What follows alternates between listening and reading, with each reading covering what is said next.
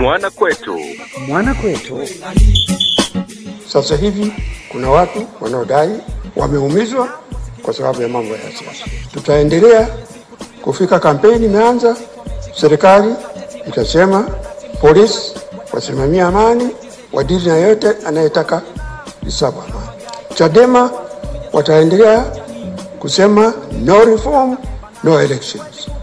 Katika kampeni hiyo aina hiyo kutakuwa na migongano.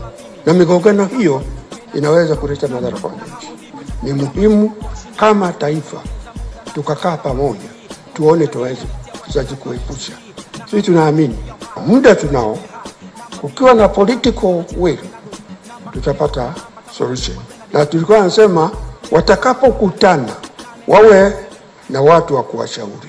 Na kwa mawazo yetu tulikuwa tunafikiria viongozi wa dini wanaweza kusaidia katika mazungumzo.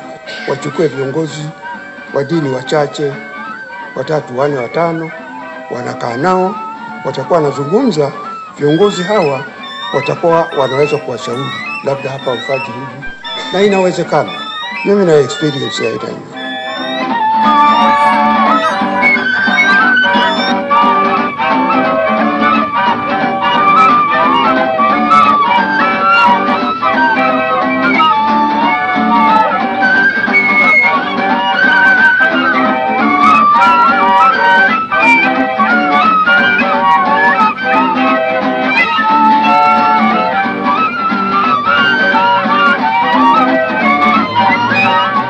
Mwana kwetu.